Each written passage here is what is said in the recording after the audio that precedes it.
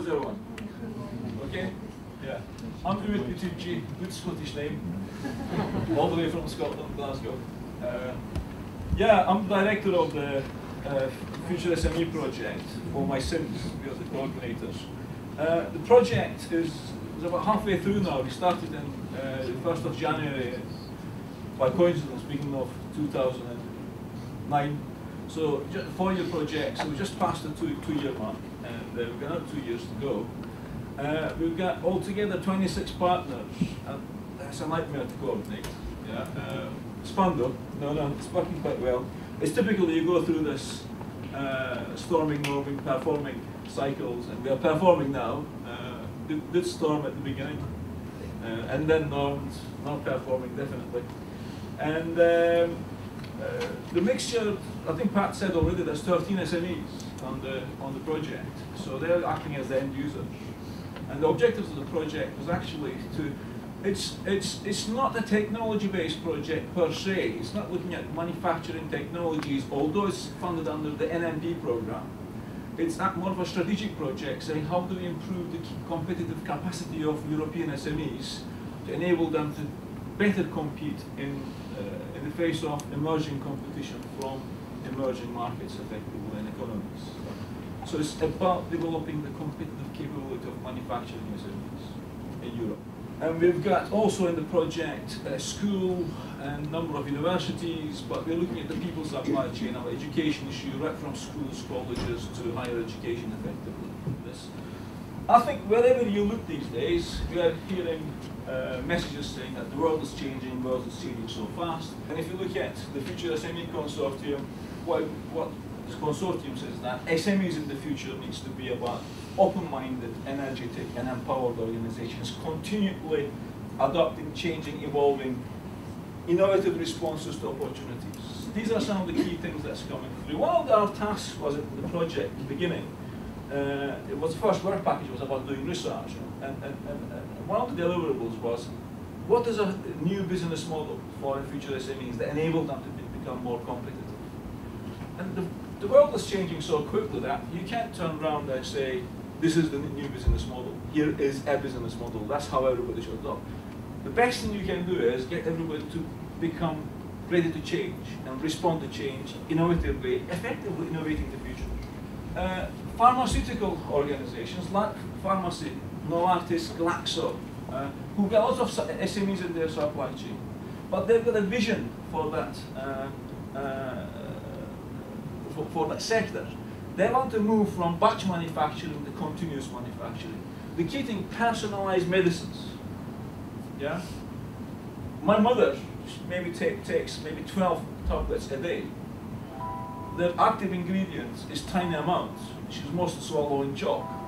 But the whole thing is that can they make a particular tablet for Bitici, Mrs. Bitici, that she can take 1 tablet a day and gives all the active ingredients, and they will make another one for the next person. That's not possible at the moment, but with continuous manufacturing, there's a 20-year vision, but that's what they're aiming at. So they just invested in a centre of 5 million in UK to actually develop that continuous manufacturing capability. If you look at some of what was rapid prototyping, which is very quickly becoming rapid manufacturing capability, it's going to change the shape of supply chains. This is going to change the shape of supply chains when you start moving to high variety, low volume, personalized medicines. This is where you're actually producing fairly complex assemblies in one single manufacturing operation. That clip comes out of the 3D printer as it's got a number of parts on it. It's got one the body, the pin inside, the spring, and the buckle at the end. So it's got at least 4 parts on it. It's come as a one-piece assembly. Don't need to assemble it. So it changes the manufacturing process, the supply chain, actually point-of-sale manufacture. Just imagine the situation where they go to buy something like this and say, what size, what color do you want? And they just print it out for you to your specifications at the point of sale. There's also some conceptual innovations taking place in this space. Just a couple of videos. One of them is the exploring the power of the crowd. What is crowdsourcing? Let's start right from the beginning. Crowdsourcing was coined in May 2006 when Jeff Hout wrote an article for Wired magazine called The Rise of Crowdsourcing. Since then, Jeff has become the king of crowdsourcing. His definition?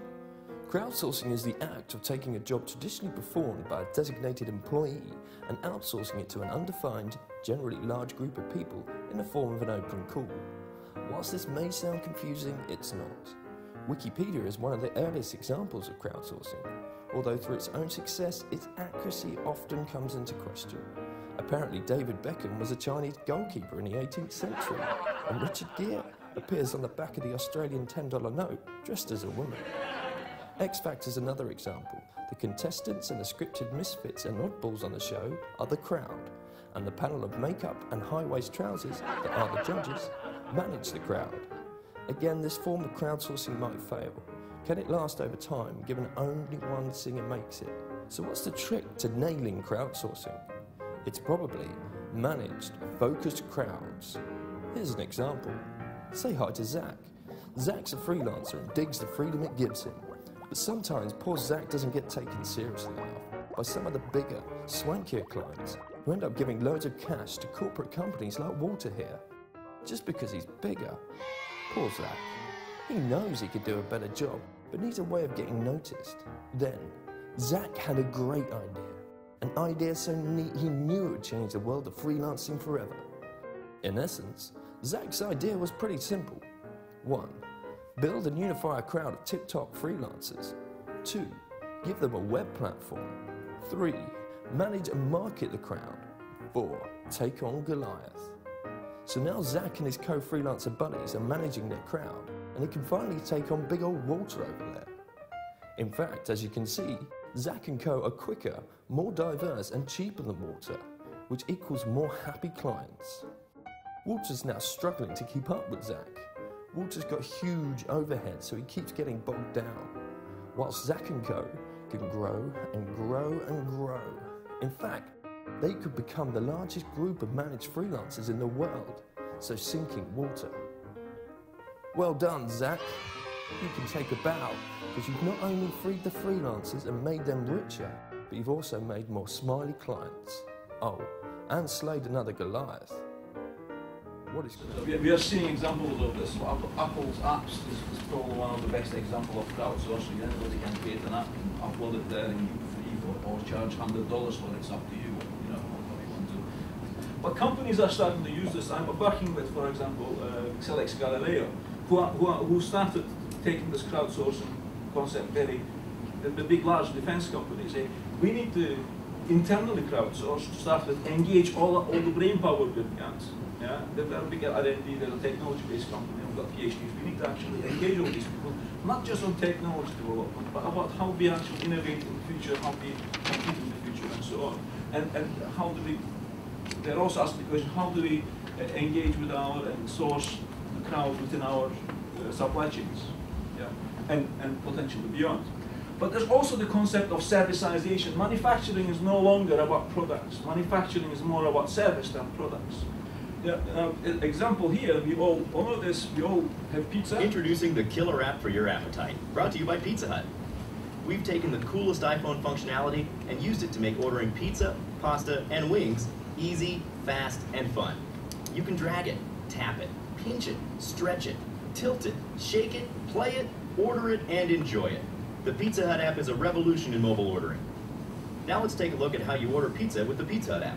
Are you ready? Let's go. First, scroll through the crust options and tap to choose your favorite.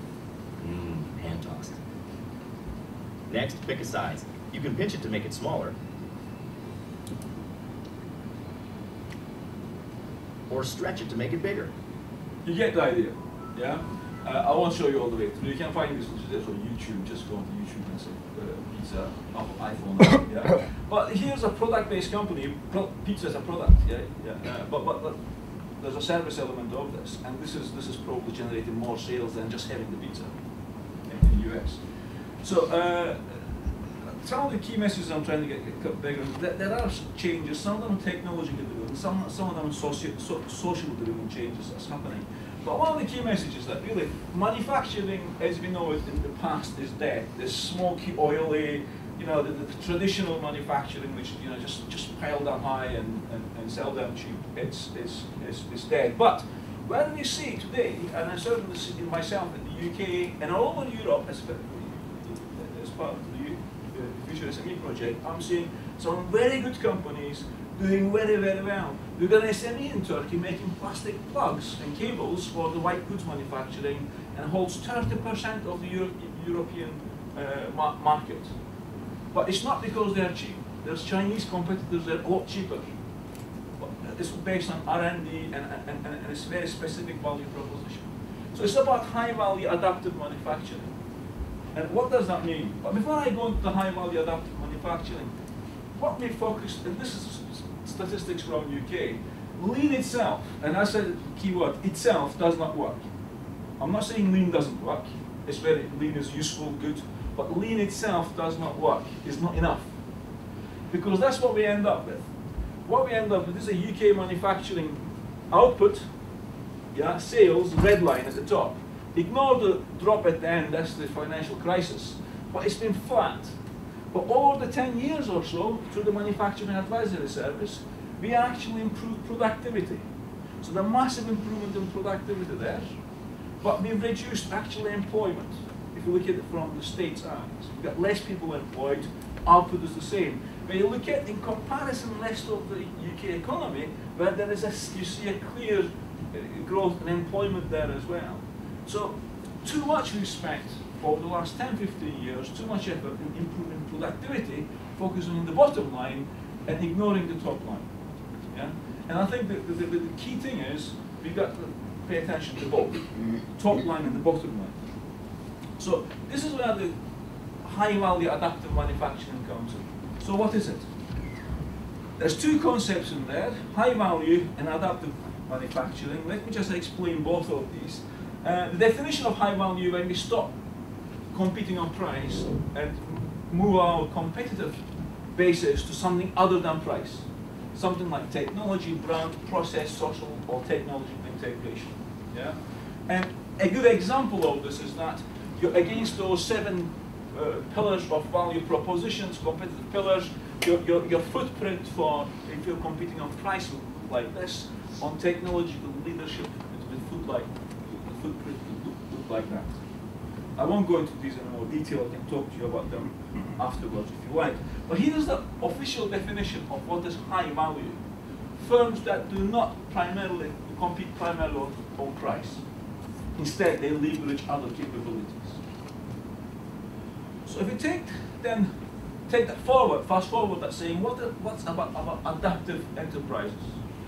Adaptive enterprises are high value enterprises. Why are they high value enterprises? Because if you look at this, there's a number of concepts here. They're high value because they've spotted an opportunity sometimes, at some point, and changed from their competitive basis from price to something else. They are strategically focused. The key thing is that to have a compelling high value strategic value proposition and actually then organizing your operations to deliver that like a clockwork. And when I say operations, it's not just the operations within the firm, but the entire supply chain, partners and all that. But there's also an element of resilience comes to this. This is where we have to accept the fact that the world around us is changing so fast that we're not going to see everything coming towards us. But a lot of things we can see, and if you're resilient, we can see and dodge. If you're adaptive, sorry, we can see and dodge. But certain things are going to come on, hit us.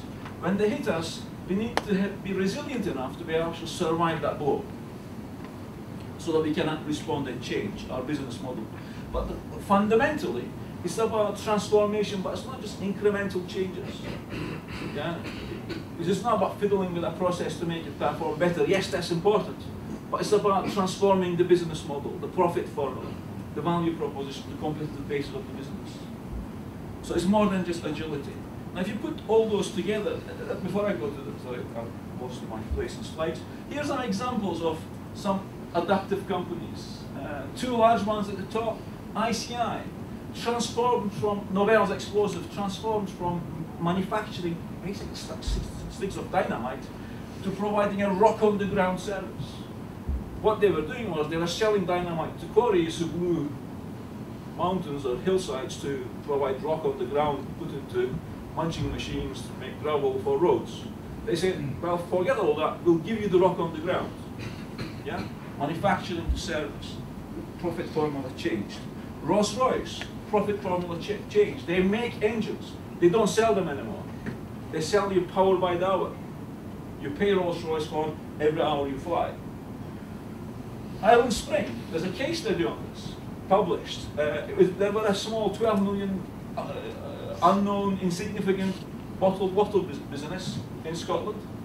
Now they are 100 million, largest and fastest growing, biggest brand in the UK. Moved from low cost to premium, to really brand leadership.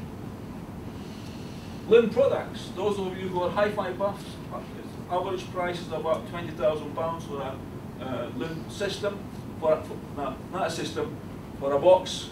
You pay £100,000 including speakers and all that. The prices go up to £1 million for a hi-fi system. And when you ask them how many £1 million hi-fi systems you sell, they sell about one a month. And that's enough. Yeah? With everything else. And they transformed the business through 2007 to 2010. Now they've won the Gramophone Award, just 2010, October, November 2010, for making the biggest impact around the world, globally, in the music industry. They invented the technology and the value proposition that allows you to download studio masters and play very high quality music at your home. If you think about from iTunes, one song takes maybe, let's say, a minute to download. It takes about 45 minutes to download one of these. So the quality of the music is much better. There's no point playing in your iTunes player because it loses everything. You can't play it. You need the hardware to be able to play it as well. So really, that's the three dimensions. We've got to have organizations which have high value focus, operational excellence, working like clockwork, but be able to see what's happening around them, see the opportunities and threats, and actually latch onto them and respond to them innovatively, quickly. The organizations which can latch onto these and respond faster, more innovative solutions are going to be the winners. But also we need a degree of resilience. Now think about your own organizations. Where are you in those axes? You certainly don't want to be in that corner, but most organizations are there.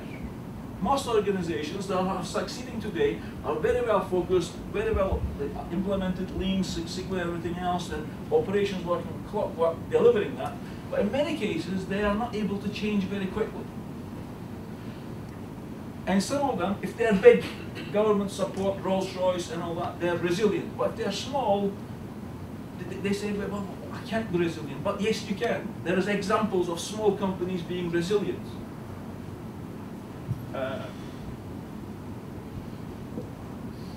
So that's where we want to be. Now, there are a number of capabilities that, in a layer cake type way, that we can develop in SMEs to actually develop that resilience, adaptive capability, and so on. The foundation capability is about strategic capability, having a focused business model, having operations effectively and efficiently aligned to deliver those, and the managerial capability, which is about empowered management style. This is important. SMEs don't have much resources, they are small. So we need to use the power of the crowd between the SME. Everybody needs to think strategically as well as doing the day job, and contribute to that innovation and coming up with ideas and driving things. And then we need to put on top of this the ability to do strategic innovation, ability to change quickly, and resilience. So this is what we call adaptive capabilities. And then once we have these in place, what we tend to see is adaptive mindsets, adaptive behaviors, adaptive processes and routines, which actually said that you see the companies who are adaptive organizations. Now, what we've done in Future SME is not this academic bit. We operationalize this. We've got a process. You can go to futuresme.eu website. That's what it looks like. You can do business diagnostics. So when you go to the, well, I'll take you to the flowchart first. Business diagnostic. Then you can create yourself a roadmap for you. And then there's a set of toolkits, or we call them apps. They are crowdsourced. Some of them have been developed by the Future SME Consortium. Some of them being developed by whoever wants to develop and put something up there.